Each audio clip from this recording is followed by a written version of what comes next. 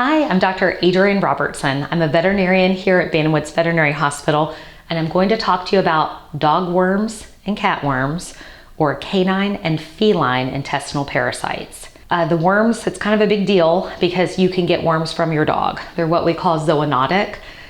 These parasites, the way that people get them are essentially not washing your hands because they're transmitted by fecal oral. The way that dogs get them is when they go outside and they're sniffing around to go to the bathroom. The same thing with cats. That's how they inhale them, and then that can start the life cycle. That's not all worms, but that's definitely hookworms, roundworms, and whipworms. I've got some examples of worms here. You may see these in your dog's stool. They look like spaghetti. All puppies are born with roundworms, so it's very important for your puppies to be dewormed every 2 weeks for at least 3 dewormings. Most adult dogs and cats are resistant to roundworms, but if you ever see something that looks like spaghetti, that's the type of worm that this is. Other worms are a little bit harder to see. These are an example of hookworms. These are adult worms.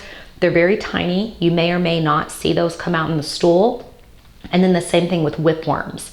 The way that we generally know that dogs have worms is the owners will call us and say that they have bloody diarrhea, and the first thing we look for is a parasite, especially if they're not on a monthly prevention, which all dogs and cats should be. The other type of worm that we see a lot are called tapeworms. Tapeworms are transmitted by fleas.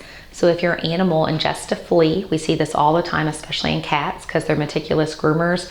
When they reach down to ingest and they clean themselves, they eat the flea, and that starts the tapeworm cycle. We have dewormers available for all of these, but it's very important to do a yearly fecal egg count on all of your animals, just so we can screen them and make sure they don't have any of these parasites. It can make them really sick, and it can cause some irreparable damage, and they can also make you sick too. For any questions about intestinal parasites, give us a call.